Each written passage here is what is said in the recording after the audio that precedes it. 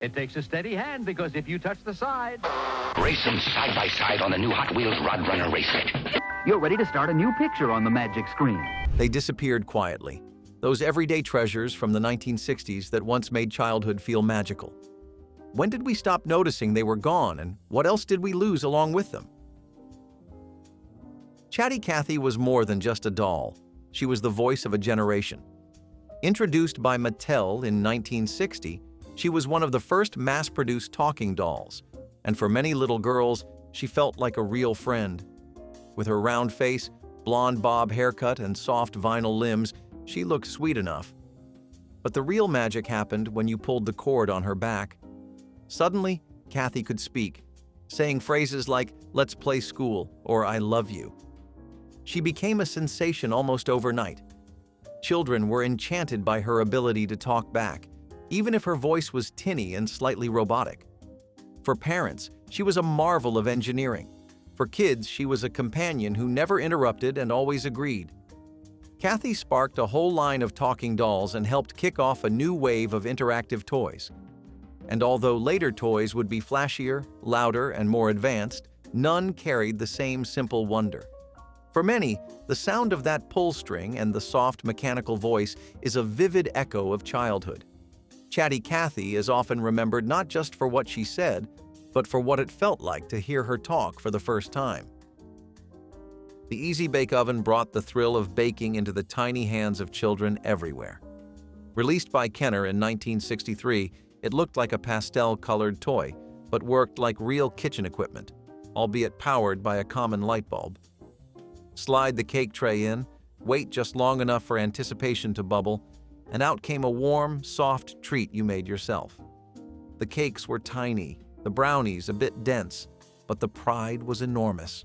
For many young kids, especially girls at the time, the Easy Bake Oven was a first taste of independence. No parental supervision needed, no open flames, just you and a cake mix in a miniature pan.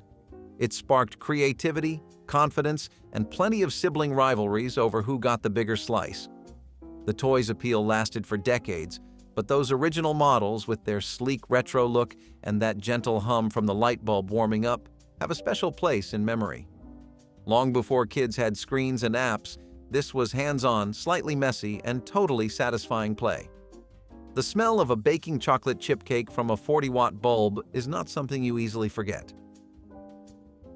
Etch A Sketch was a toy box essential for many kids growing up in the 1960s, a red-framed tablet that made art out of turning two little white knobs. Created in France and introduced to the American market in 1960, it was as magical as it was mechanical. There were no batteries, no screens, no noise, just pure possibility inside that gray, powder-filled screen. The left knob controlled horizontal lines, the right knob handled vertical ones, and with patience and lots of do-overs, you could draw a house, a name, even a passable Mickey Mouse. But here's the kicker. If you messed up, you just shook the thing. That satisfying rattle erased the entire image in an instant, giving you a clean slate. It was frustrating. It was addictive. It was mesmerizing. You might remember twisting the knob so hard your fingers hurt, trying to make curves when all it wanted to give you was straight lines. Yet when you finally got something to look just right, the pride was real. Etch A Sketch was art, logic, and trial and error rolled into one simple frame. In a world of ever-evolving toys, this one stayed still, and that was its power. Barrel of Monkeys was proof that the simplest ideas can last the longest. Released in 1965, the game came in a bright plastic barrel filled with plastic monkeys that linked together by their arms. That was it. No batteries, no board, no setup time. Just spill the monkeys and try to link as many as you could without dropping the chain. It was harder than it looked. The curved arms never seemed to hook just right, and one wrong move could send your whole line tumbling. But when you did it, when you made it past 10 or 15 monkeys, it felt like a small miracle. Kids would challenge each other to beat their records, dump and restart over and over, totally absorbed. The monkeys themselves were colorful, cheerful, and perfectly palm-sized. The game traveled well. It lived in car glove boxes, grandma's house drawers, and birthday party goodie bags. Decades later, the design remains almost unchanged, which says something about how right they got it the first time. Before screens took over fidget time, there was just you, a barrel, and 24 tiny monkeys daring you to beat your best. Corgi toys were more than just cars. They were miniature masterpieces. Introduced by British company Metoy in the late 1950s, they reached peak popularity in the 1960s with American kids who were obsessed with anything fast, shiny, or connected to TV and movie heroes. These die-cast vehicles were small enough to fit in your pocket, but detailed enough to spark hours of imaginative play. Police cars came with real-looking sirens. Race cars had working hoods. And the crown jewel? The James Bond Aston Martin DB5, complete with ejector seat, pop-out machine guns, and a hidden bulletproof shield. For kids growing up in the 1960s, it was the coolest thing you could own. Movie magic shrunk down and placed in your palm. Corgi cars raced across kitchen floors, crashed down backyard driveways, and survived countless shoebox battles. They felt heavier than Hot Wheels, sturdier than Matchbox, and somehow more real. Over time, most got scratched, dented, or lost. But finding one today, even chipped, brings back the joy of flipping it over to read the brand stamp and revving it across a table edge. They were not just toys. They were little slices of the world, only faster. Lightbrite turned a dark room into a glowing gallery. Introduced by Hasbro in 1967, this toy was unlike anything else at the time. It featured a black screen lit from behind and a box of tiny colored pegs, red, green, blue, orange, that you pushed through holes to create luminous designs. You could trace pre-printed templates or freestyle your own masterpiece. A clown's grin, a sailboat at sunset, your own name glowing like a neon sign. The warmth from the light bulb behind the screen gave it a cozy feeling, and the soft glow made your room feel like magic. It was quiet play, patient play, the kind where your tongue stuck out in concentration and the world around you disappeared. Parents loved that it was mess-free. Kids loved that they were in control. Once finished, you sat back in the dark and admired your work, a tiny artist with your own spotlight. Over time, more templates arrived, cartoon characters, animals, seasonal themes. But even with no pattern at all, the effect was the same, a toy that made you feel like a creator. In a world before screens lit up everything, Lightbrite let you light up something of your own, one peg at a time. Hot Wheels did not just roll, they roared. When Mattel launched the line in 1968, it changed the way kids thought about toy cars. These were not slow, blocky replicas. Hot Wheels were sleek, bright, and built to race. The original 16 models included muscle cars, hot rods, and custom builds with names like Beatnik Bandit and Diora. They had real speed thanks to low-friction wheels and metal axles. But the real magic came when you laid down that iconic orange track. Loops, curves, jumps. Suddenly, your hallway became Daytona. Kids spent hours building elaborate courses from couches to floorboards to staircases. Some cars went so fast they hit the baseboard and flipped into the next room. The cars were pocket-sized, but they carried the weight of imagination. Each new release felt like a discovery. Paint jobs were wild, details were sharp. Collectors started forming almost immediately. And while other toy cars looked good sitting still, Hot Wheels looked best in motion, blurring by in a flash of chrome and flame decals. For many, it was not just about racing.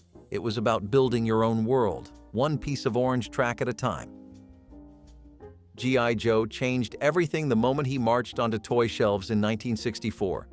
Marketed not as a doll, but as an action figure, he offered boys the same kind of character-driven play that girls had with Barbie, but with a combat boot twist.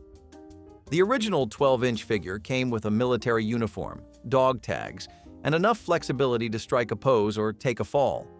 Kids could swap out his gear, helmets, rifles, backpacks, even scuba suits, and send him off on missions across the living room or backyard battlefield. It was the height of the Cold War, and Joe reflected that tension, but filtered through a child's sense of adventure. Over time, he evolved into a whole universe of characters, vehicles, and storylines. But those first editions were pure, iconic, and endlessly played with. G.I. Joe was a soldier, a sailor, an adventurer. He climbed trees, dove into mud puddles, and slept in shoebox barracks. For many boys growing up in the 1960s, he was the first toy that truly felt like theirs. He was more than plastic. He was valor, imagination, and action rolled into one heroic pose. And every kid who owned one remembers how it felt to gear him up for battle. Operation was not just a game, it was a test of nerves. Released by Milton Bradley in 1965, this battery-operated board game turned you into a surgeon, operating on a cartoonish patient named Cavity Sam. He lay there in his hospital gown, wide-eyed and helpless, with little cavities holding ailments like a funny bone, a wishbone, or a Charlie horse. The goal? Use tweezers to remove each piece without touching the metal edges of the cavity. If you slipped even slightly, the board buzzed loudly and Sam's red nose lit up. That buzz? It haunted dreams. Kids would wince, laugh, and shout all at once. The challenge was as much about steady hands as it was about keeping calm under pressure. Operation was competitive, silly, and oddly tense. You might remember tilting the board to cheat or holding your breath during a particularly tricky extraction. It was often pulled out during family game night, and even adults found themselves sweating over the tiny butterfly in the stomach. Operation was more than a toy.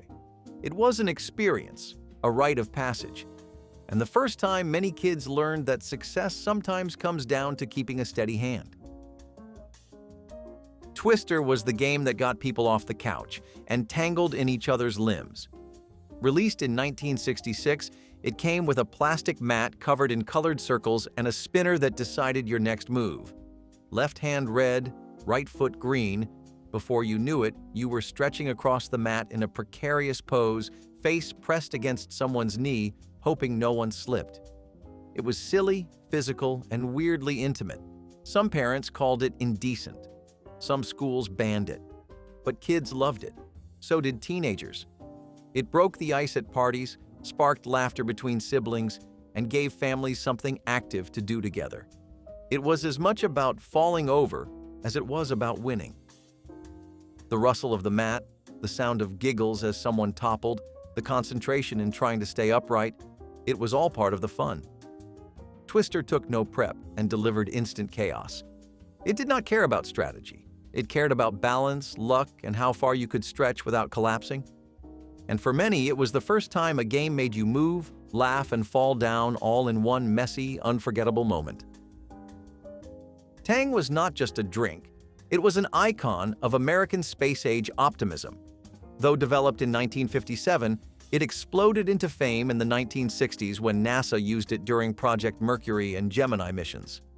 Suddenly, drinking Tang meant more than just orange-flavored powder. It meant drinking like an astronaut. Kids begged their parents for it. Commercials showed bright pictures on sunny breakfast tables with the promise of vitamins and space-fueled energy. It came in a foil pouch, dissolved into water with a quick stir, and tasted like the future. The orange flavor was tangy, a little artificial, but full of excitement. Parents loved it for the no-mess prep and long shelf life. Children loved it because it made them feel connected to the cosmos.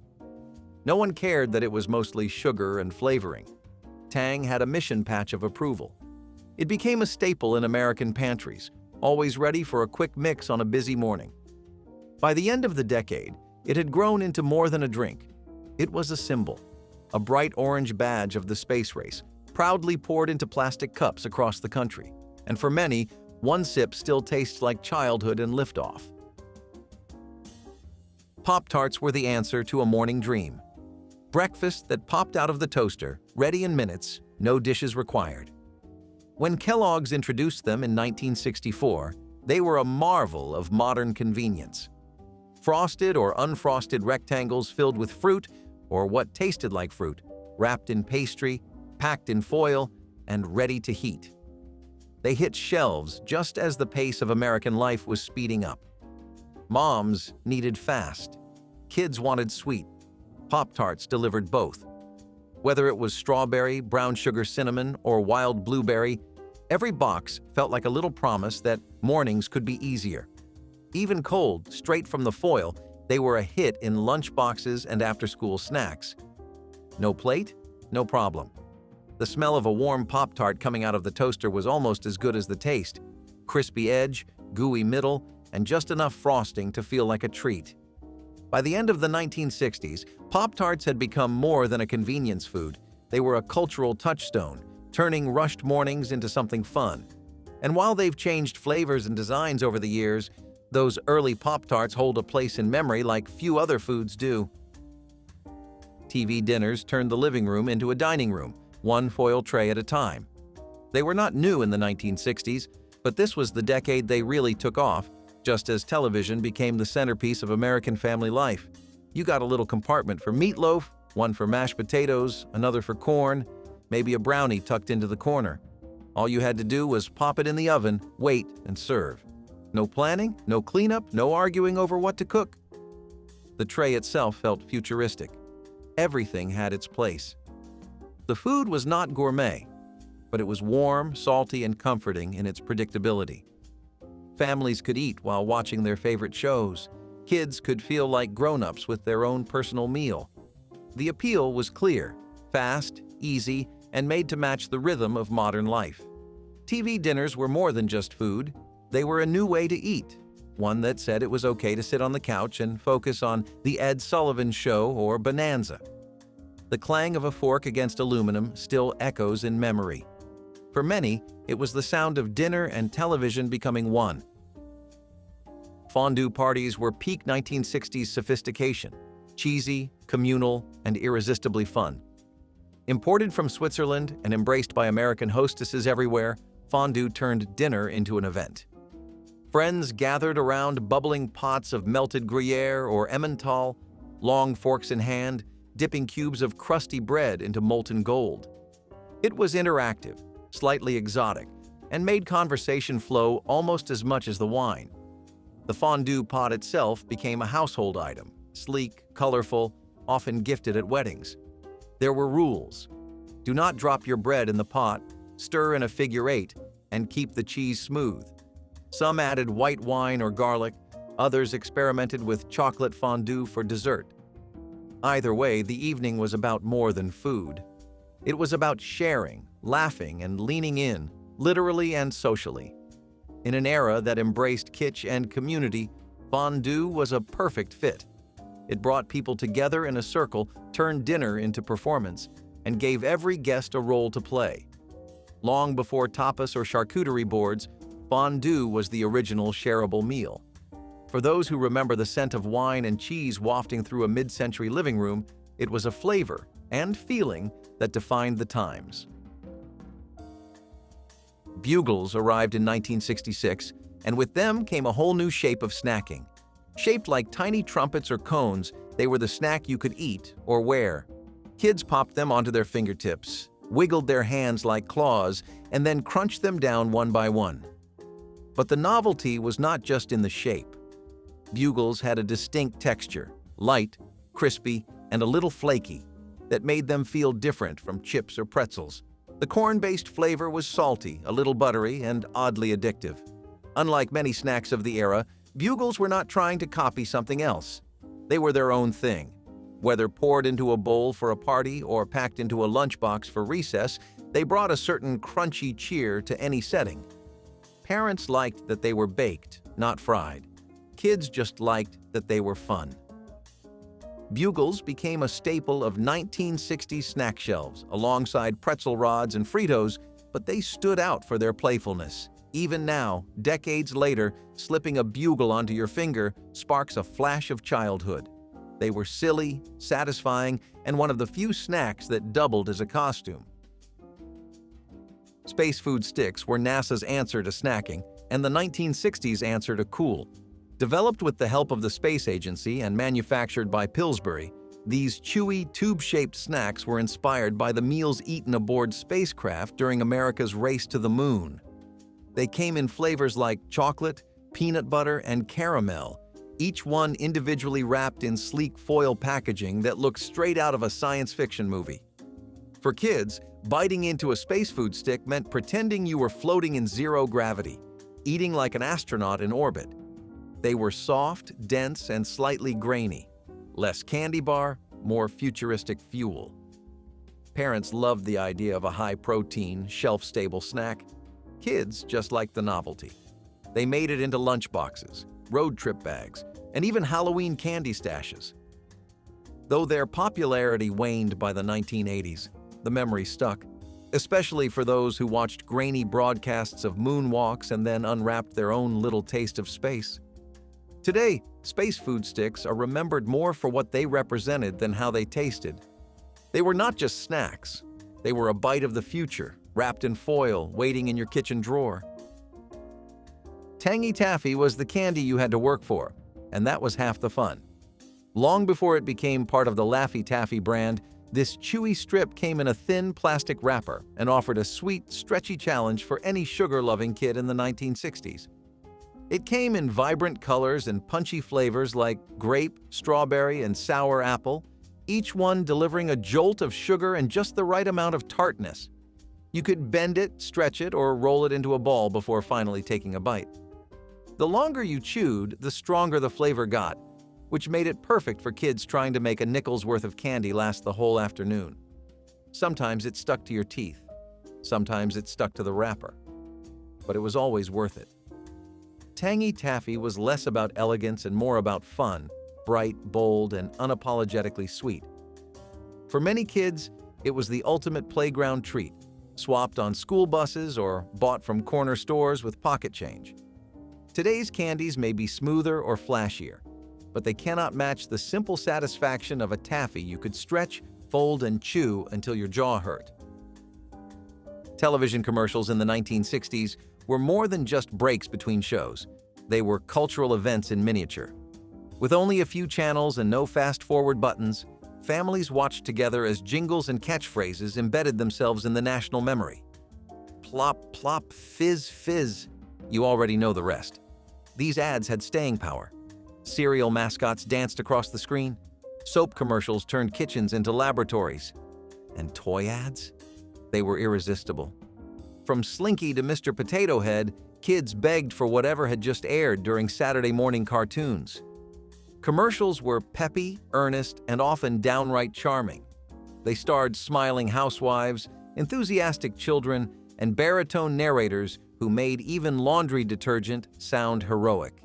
These were the years when brands did not just sell products. They sold a lifestyle, a vision of modern convenience and happiness. Parents trusted what they saw. Kids repeated the jingles under their breath. Even decades later, people can still sing along to a tune they heard once before dinner in 1966. Commercials from the 1960s did not just advertise. They became part of family rhythm, part of shared language, and part of what made the television glow a little brighter after each show. Rotary phones were more than a way to talk. They were a ritual. Heavy, anchored to a table or wall and connected by a coiled cord, these phones had a satisfying weight and a rhythm all their own. Each number you dialed had to be carefully selected with a finger, spun around the circular dial, and released with a soft whir. If you dialed the wrong digit near the end, start over. It took patience, and that was part of the charm. You memorized numbers, you waited your turn. And when the phone rang, it was a real ring, loud, metallic, and impossible to ignore. Talking on the rotary phone meant stretching the cord down the hallway for privacy, wrapping it around your fingers during a long conversation, and sometimes having to politely ask someone to hang up because it was your turn to use it.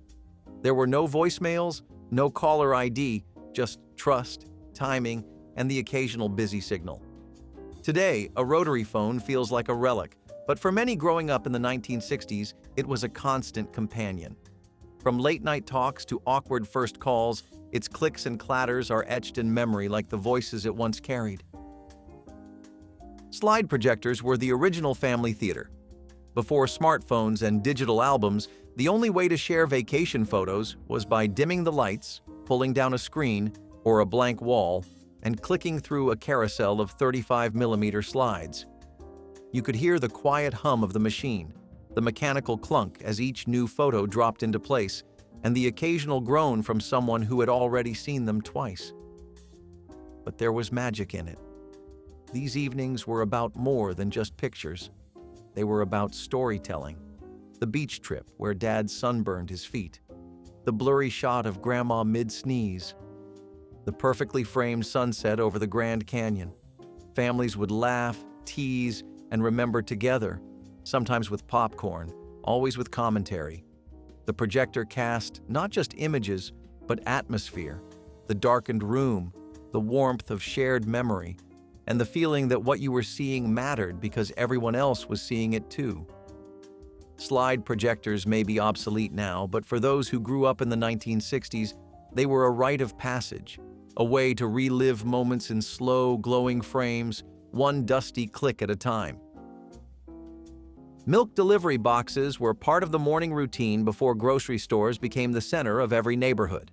In the 1960s, many American homes had a small metal box sitting just outside the front door or tucked near the back steps. Inside, the milkman would leave fresh glass bottles filled with whole milk, sometimes with cream floating at the top. It was a system built on trust and timing. Families left their empty bottles out at night, and by morning, new ones would appear, cold and ready for breakfast. The box was often insulated to keep the milk cool, and in the winter, the tops might freeze and push the cardboard caps up like little crowns. Kids raced to bring it in before it could spoil in the sun. Some deliveries even included extras: eggs, butter, cottage cheese, depending on the service. The clink of bottles in the early morning was a familiar sound, and the sight of the milkman pulling up in a white truck or on a three-wheeled cart was part of the rhythm of daily life. It was personal, reliable, and felt like a small luxury.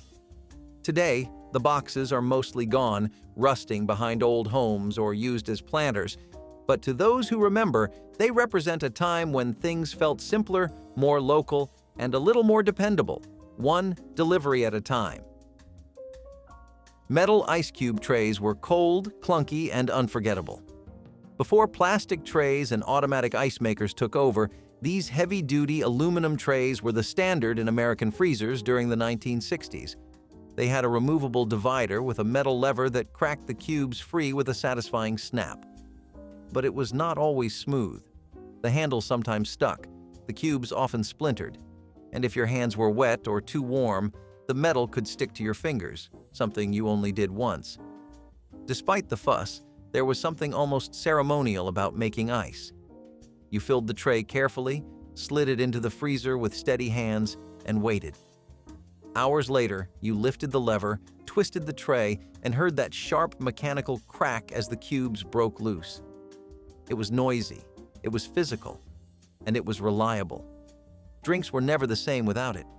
Whether you were filling a glass of Tang, cooling a cola, or preparing a highball for company, those chunky, slightly imperfect cubes were part of the experience. Today's ice makers are quiet and effortless, but they lack the charm and the muscle memory of prying open one of those stubborn metal trays. For many, it is a sound and struggle that still lives in the back of the mind. Record players were more than machines. They were furniture, ritual, and mood setters all in one.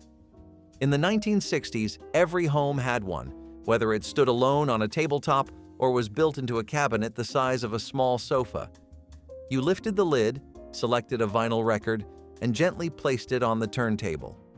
Then came the careful lowering of the needle, a tiny, deliberate act that brought a whole room to life. The crackle before the music started was half the experience. Whether it was the Beatles, Patsy Cline, or the Four Tops, the sound filled the air in a way no radio could match. You listened to full albums, start to finish. You memorized the order of songs. You stared at the cover art like it held secrets. Records were delicate, and so was the act of playing them. Dust had to be brushed off. Needles had to be replaced. Some turntables had automatic arms, others had to be nudged by hand. Either way, it felt like ceremony. The music had weight, not just in sound, but in the effort it took to hear it. Families gathered for listening nights, teenagers escaped into headphones, A stack of records leaning against the wall told you everything about someone. And even when the music skipped, it felt like part of the charm. That moment when the room fell still, waiting for the needle to find its groove again, it was quiet, real, and unforgettable. Today, vinyl has made a comeback, but for those who grew up spinning hits in the 1960s, it never really left. Miniskirts arrived like a fashion revolution. Short, sharp, and bold, they sliced through the conservative silhouettes of the 1950s and became the defining garment of the 1960s youth movement. Popularized by designers like Mary Quant and embraced by British mod culture, the miniskirt represented freedom, rebellion, and a new kind of confidence. It was daring but playful, feminine but fierce. Hemlines rose, attitudes shifted, and suddenly women were claiming space on the streets, on the dance floor, and in the workplace. The skirt barely reached mid-thigh, often paired with bold patterns, bright colors, or textured fabrics like corduroy and vinyl. Worn with turtlenecks or boxy jackets, it was as much about contrast as it was about comfort. Women weren't just dressing up, they were dressing out, outward, loudly, visibly. Some schools banned them. Some parents frowned, but the miniskirt kept rising in popularity and in cut. It became a uniform of sorts for women carving out new identities in a changing world. They were photographed on street corners, in protest marches, at record stores, and in the pages of glossy magazines. Photos from the time show crowds of young people in knee socks and miniskirts, smiling wide, striding forward. It was not just fashion. It was a statement, and for those who lived it, it is still stitched into the fabric of memory, one daring hem at a time. GoGo Boots made feet loud. White, shiny, and knee-high, they were the footwear of a generation that danced like the future was already here. First hitting the scene in the mid-1960s, these boots were inspired by the go-go dancers in clubs and discotheques, but they quickly spilled onto sidewalks, into schoolyards, and onto TV screens.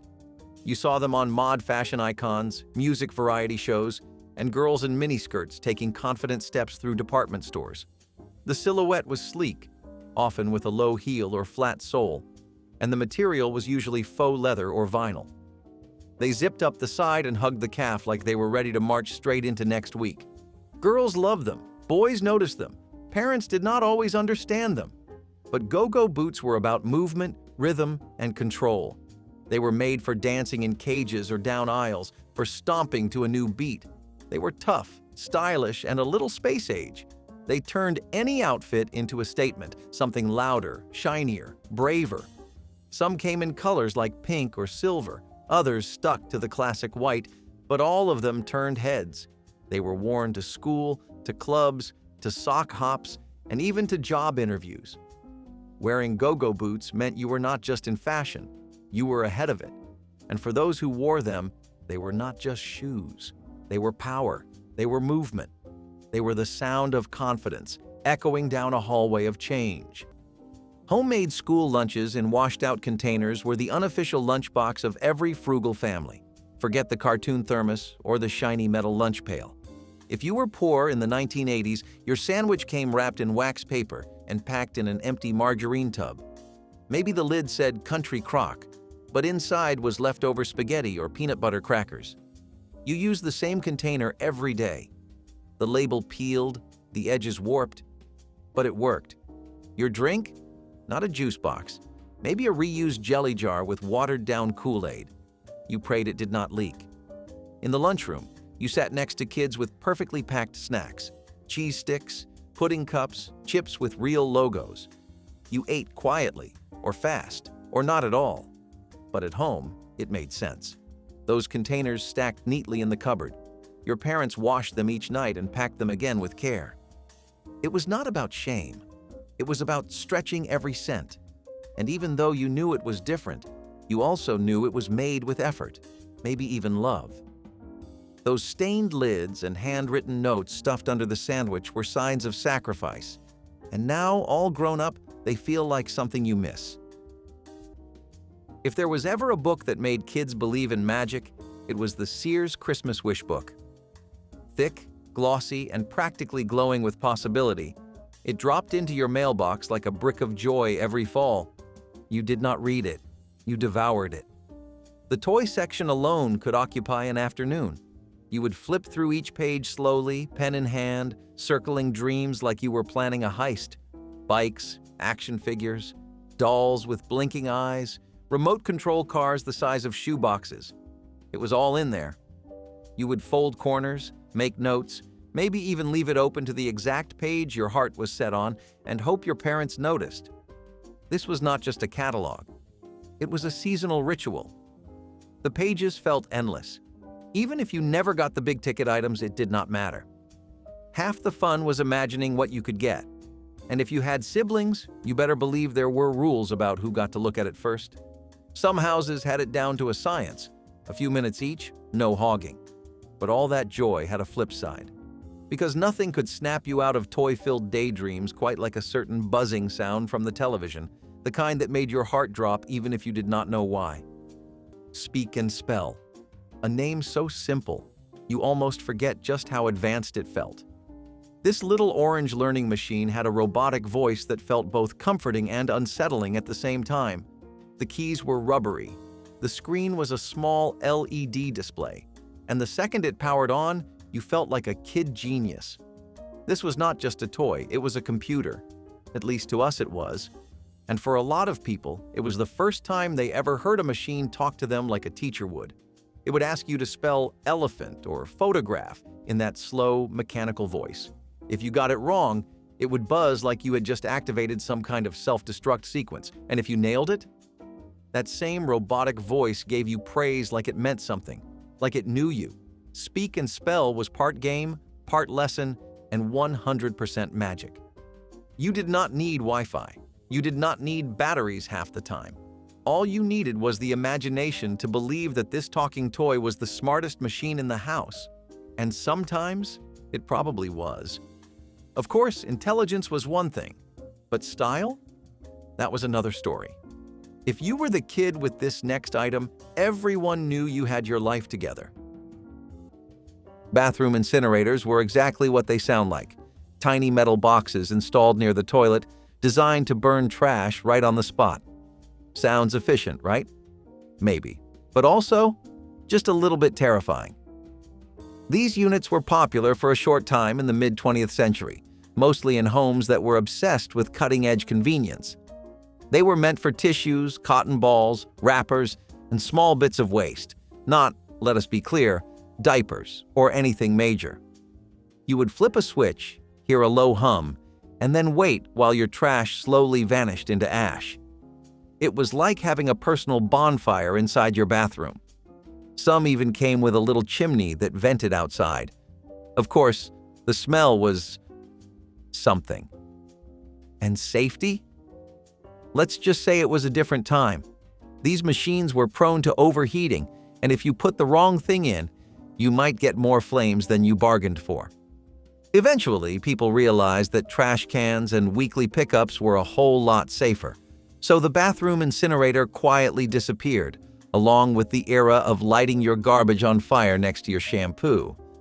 But while the bathroom was heating up, the beauty routines of the day were getting pretty cool. And I mean that literally. Just wait until you see the hairdryers. Shared bedrooms among siblings meant privacy was a myth and bedtime was an adventure.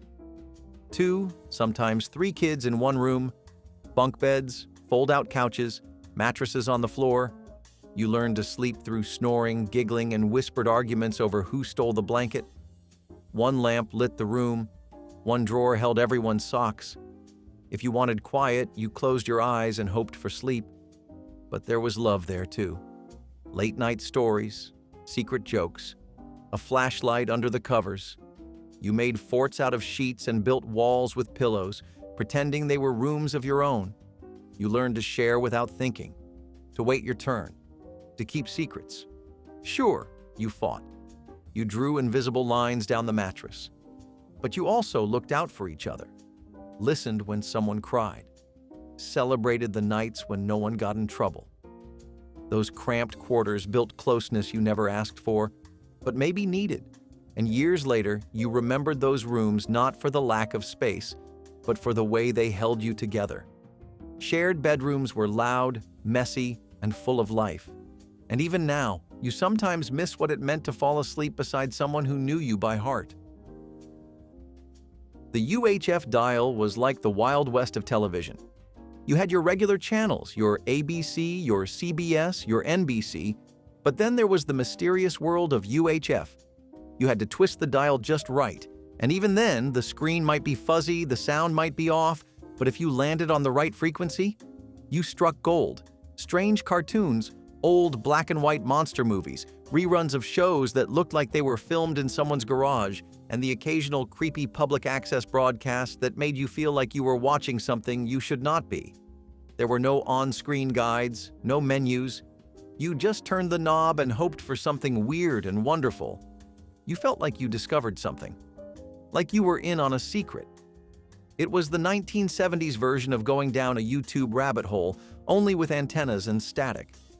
And if you were lucky, you might even stumble onto a commercial for one of the most magical possessions a kid could own: a red plastic viewer with reels that could take you anywhere. Made-for-television movies in the 1980s were not just filler. They were events. Whole nights were planned around them. When that promo would come on, this Sunday, only on ABC, you would perk up, lean in, and make mental notes to not miss it. This was before DVR, before pause buttons. You missed it? You missed it.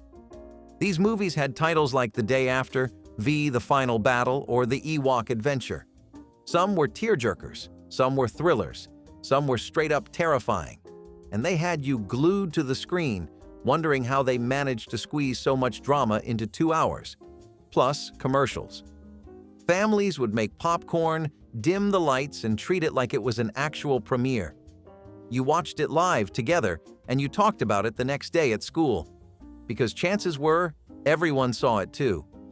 They hit different.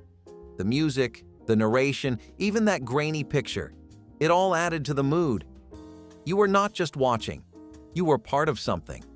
And right in the middle of those movies came the strange intermissions, ones that could go from innocent to haunting in 5 seconds flat.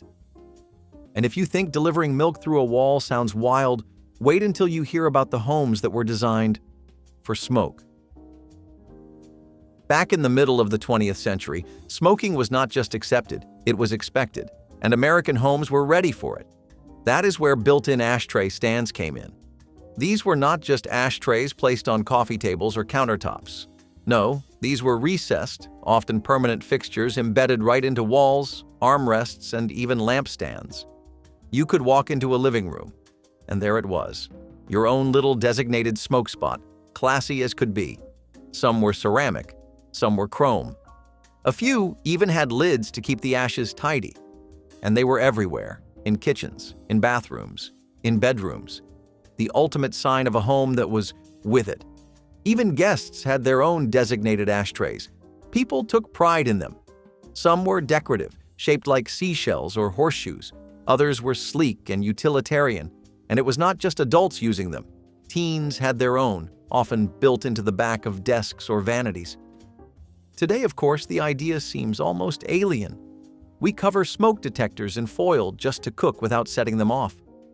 But back then, these ashtrays were part of the home's soul. And when the culture shifted, they vanished fast, ripped out, tiled over, or collecting dust as relics of a time no one wants to remember, but no one can forget. But the next room? Oh, that is where the real memories were made. Think beanbags, shag carpet, and absolute chaos. The greatest performers of the 1970s did not always have their names on marquees. Sometimes they were just the neighborhood kids putting on a backyard circus or a homemade talent show. And it was epic. Someone would make a hand-drawn poster using crayons and tape it to every mailbox on the street. Another kid would bring out a wobbly card table and pretend to sell tickets. You had gymnasts flipping through hula hoops, magicians fumbling through card tricks, and singers belting out radio hits into a hairbrush. If you had a dog that could sit, that dog was now part of the act. And your little brother? He was definitely going to be the assistant, whether he liked it or not. These shows were never perfect. Costumes fell apart, music cut out, and someone always cried halfway through. But it did not matter. The parents sat on folding chairs or blankets in the grass and clapped like they were at Radio City Music Hall. It was community. It was chaos. It was childhood. And when the show was over, the kids would bow, proud and breathless. But the moment you stepped back inside the house, another kind of performance was underway, trying to sneak in a private phone call when the entire household was listening in. Using public transportation exclusively meant your life moved on someone else's schedule. There was no jumping in the car for milk, no last-minute rides. You waited.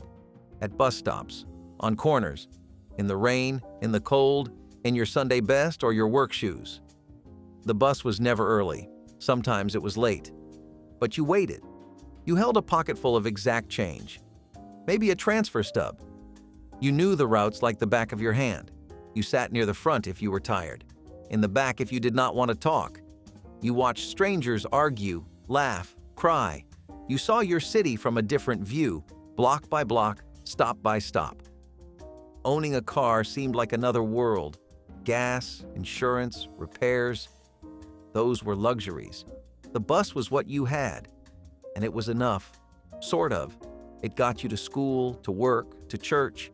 You learned to carry groceries in bags that would not break. You made friends with the drivers. You memorized delays. And when the ride was over, you stepped off into whatever came next. Public transportation did not just move you. It taught you patience, resilience, and how to hold on when the brakes hit hard. Before recycling was trendy, it was profitable, at least if you were a kid in the 1970s with ambition and a wagon. You could walk up and down the block knocking on doors, asking neighbors if they had any bottles to spare. Not water bottles. We are talking glass soda and milk bottles, sturdy, heavy, and returnable. Stores gave you money for them. Not a lot, but enough. A nickel here, a dime there. If you collected enough, you could walk away with a whole dollar. And in 1970s kid currency, that was like a small fortune. You could buy a comic book, a candy bar, a slushie, or save up for something even bigger. You felt responsible, independent, even a little proud. Sure, your hands smelled like old soda, and the glass sometimes had gunk in it, but that did not matter. You were earning. This was how kids learned hustle. Before allowances and debit cards, you had to get creative, and when the work was done, you went home, sat cross-legged on the shag carpet, and turned on the television to that one channel you could never quite explain. Blank VHS tapes were not just empty plastic boxes. They were treasure chests, the kind you could label, relabel, and fill up with your own little corner of television history. You remember the sound, right?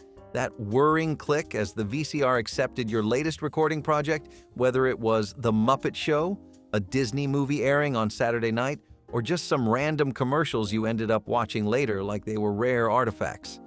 Back then, taping something off television was serious business. You had to time it perfectly. Hit record at just the right moment, or risk catching the tail end of a news anchor saying, "And now," before your show started. Fast-forwarding past commercials felt like a power move. Rewinding? An art form. And if you had one of those little tape rewinder machines shaped like a car, you were basically living in luxury. You wrote on those little white stickers with a level of care that rivaled school projects. Do not tape over. Disney only. Toys R Us ad. Keep forever. And when someone in the house recorded over your stuff with a football game, that was war. But if you wanted to really test your patience and your brain power, there was only one screen-based challenge that ruled them all. Walk into an old house and open a closet door, and you might get hit with a smell that is oddly comforting. Woody, warm, a little spicy. That would be cedar, not a scent diffuser, not a spray. Actual cedar wood, lined across the walls of the closet from top to bottom. These cedar-lined closets were the silent guardians of America's wardrobes. They protected against moths, mildew, and musty smells. But they also added a kind of rustic luxury, like storing your clothes inside a tree trunk at a high-end cabin. The idea was simple. Cedar wood naturally repels insects, so why not turn your entire closet into a bug-proof haven? People did not just store coats in there, they kept heirlooms, wool suits, and seasonal clothes safe year-round. Some closets were fully lined, others just had a single cedar panel on one wall. Either way, it gave the whole room a spa vibe long before that was a thing. These days, you might see cedar blocks or hangers sold in stores, but entire closets made of the stuff? That has faded into the woodwork, literally. The world got synthetic, and the cedar charm became a relic. But if you think that was clever, wait until you see how people used to pass food across rooms without ever leaving their chair. Hand-me-down clothing told a story stitched in faded colors and stretched-out sleeves. In homes where money was tight, new clothes were a luxury reserved for Christmas or growth spurts too dramatic to ignore. Everything else? Hand-me-downs. Jeans worn thin at the knees, shirts a size too big, coats that smelled like someone else's winter. You learned to cuff sleeves and roll pant legs. You got good at pretending it was your style all along. Sometimes it came from older siblings, sometimes from cousins or neighbors. There was no shame at home, it was just life. But at school, it was different. Kids noticed. They asked where you got it. Or worse, they recognized it from someone else's closet. You laughed it off, or changed the subject, or just said nothing at all. You knew every patch, every stain, every repair your mom made after dinner. These clothes had been through it, just like you. And maybe they were not fashionable, maybe they sagged or pinched or hung wrong, but they lasted. And for families with more love than money, hand-me-downs were not second best. They were just what came next. And they carried you through, one button at a time. Long before cell phones and even before cordless landlines, families had a different way of yelling through the walls. And no, it was not just yelling. We are talking about intercom systems. Installed in kitchens, bedrooms, garages, and hallways, these things were high-tech at the time. Built right into the wall, they had push buttons, tinny speakers, and a magical call button that could summon anyone from anywhere. It was like living inside your own hotel. "Dinner's ready," would echo from speaker to speaker. You could check in on the baby, call the kids in from the yard, or talk to your spouse while still folding laundry. They even had a radio function in some fancier models, so you could blast the news or music in every room. These systems were sold as time savers, but they also showed off how cutting-edge your home was. Nothing said modern American household like a wall-mounted microphone next to your fridge. Eventually, of course, they wore out. The wiring went bad, or the kids used them to eavesdrop. And just like that, they fell out of style, replaced by text messages, smart speakers, and yelling again. But if you ever stayed at Grandma's house and heard your name echo through a crackly little box, you will never forget it. Now, how about something we used to build into the wall that flipped down like a magic trick? Get ready, because we are unfolding something special. There was no sound more powerful in the 1970s than the delicate, distant jingle of the ice cream truck. Except, it was not a jingle the way we hear it today through tinny speakers and digital loops. No, back then, the ice cream man had real brass bells. He would slowly drive down the block, gently ringing them by hand or with a string attached to the window.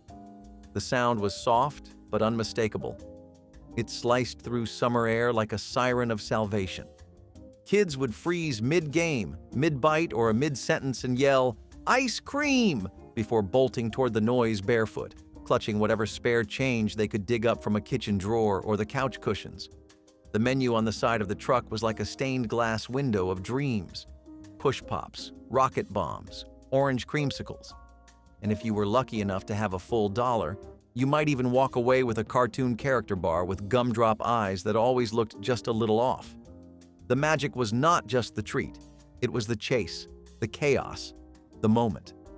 You did not schedule a visit to the ice cream truck. You hunted it. But if you wanted to feel truly rich as a kid, it did not involve frozen sweets. It happened in the aisles of the grocery store, with something you could not eat, but you definitely collected. You had not lived until you beat the Oregon Trail without dying of dysentery. That was the holy grail of 1980s computer gaming. Those chunky gray computers in the school lab, that pixelated map, that relentless text box reminding you that little Timothy had broken a leg and your oxen just drowned crossing a river. Iconic. It was not just a game, it was survival. You learned real-life lessons in that pixel wilderness, like how much meat you could carry back from a hunt, not much, or why you should never try to ford a river without thinking it through. And somehow, we were totally into it. The green and black graphics, the clunky keyboard, the fact that it felt like schoolwork but kind of fun. You would all huddle around one screen, a group of 5 kids making group decisions like mini pioneers, and somehow it felt like the fate of your wagon family actually mattered. It was your first taste of choices in gaming, your first little moral dilemmas. Do you trade clothing for bullets? Do you rest for 2 days? Or do you push on and risk everyone freezing to death? Still, once the school bell rang, it was game over. And if you wanted to know what was playing in theaters that weekend, you did not Google it. You picked up the phone. If your mom ever handed you a little green booklet and a stack of stamps at the grocery store, you already know where this is going. S&H green stamps were basically kid currency in the 1970s. Every purchase at participating stores earned you these tiny rectangular stamps. You would go home, sit at the kitchen table, and carefully lick and stick them into pages of a booklet like some kind of mini stockbroker. And the best part? You could buy things with them. Not just little trinkets either. We are talking about radios, toasters, blenders, even bikes if you had enough patience and pages. It was like unlocking treasure chests using grocery points. And moms? They took this seriously. There were strategies. They knew which stores gave out the best deals, and they would make the rounds like pros. For kids, it felt like a weird game of Monopoly, but real. Every filled booklet was a step closer to some magical reward catalog where you could flip through and dream big. You did not just shop, you invested. And if your family loved collecting things from everyday errands, you better believe gas stations were next in line to turn a pit stop into a treasure hunt. That was thanks to ceiling-mounted radio speakers, built-in audio systems that piped mono sound into every room of the house. They were a mid-century dream, a touch of Jetsons-style modernity, long before smart homes were even an idea. The radio unit was usually installed in the kitchen or living room, with a big dial and a few large buttons. You could pick a station, adjust the volume, and suddenly, the whole house was in sync. Of course, these systems had limitations. There was no surround sound, no playlists, just whatever the station was playing that day. But at the time, that was luxury. It was like the house had a voice. Eventually, stereo systems, boomboxes, and personal devices replaced the need. But if you ever stood under one of those tinny speakers and listened to Glenn Miller on a crackly station, you knew you were living in the future. Speaking of visions of the future, what about a bathroom that was all one color?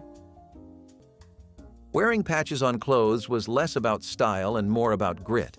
Holes in the knees, sewn shut with denim cut from old jeans, elbows wearing thin, covered in colorful scraps stitched with uneven lines and quiet determination. Every patch was a story, a game of tag gone too far, a tumble off a bike, a season of growth that stretched fabric past its limit. You did not throw things out, you fixed them. Because replacing a pair of pants was not always an option. Your mom had a sewing kit in an old cookie tin, filled with thread that never matched and buttons that had seen better days. She worked at the kitchen table, bent over your clothes like a surgeon, making something broken last just a little longer. You might have felt embarrassed. You might have tugged your sleeves to hide the stitching. But those patches were love in disguise. They meant someone cared enough to keep you dressed, even if the clothes were tired. They meant you kept going. Sometimes those patches were loud. Bright fabric that clashed with the shirt, a cartoon print stitched onto plain denim, whatever scrap was closest to the sewing basket. And sometimes they were nearly invisible, matched carefully to hide what had torn. Either way, you knew where they were. You could trace each one with your fingers. They scratched a little when new. They softened over time. On cold mornings, you sat still while your mom pinned a square over a frayed spot, asking you to hold your arms up or turn around so she could get it right. It was uncomfortable, but it meant you were cared for. No one wasted thread on clothes they did not plan to keep, and no one stayed up late mending knees if they did not believe you were worth the effort. Some patches covered wear and tear, Others covered stains you could never quite get out. But all of them did the same thing. They gave your clothes a second life, and in the process, they gave you a quiet kind of dignity. You might not have had new clothes, but you had something better. Clothes that were saved, like you, again and again. And in a world where appearances mattered too much, patches were the proof that making do was still doing enough. You were worn, but you were whole. Speaking of things built right into the house, you are not going to believe what kind of doors were hiding inside the walls. For your milk. Picture this. You wake up, walk to the side of your kitchen, and open a tiny little door built right into your house. Behind it, a bottle of fresh milk, cool and ready to pour, maybe even some butter or cream depending on the day. No, it is not magic. That was the milk door, also called a milk chute. These small pass-through compartments were genius in their simplicity.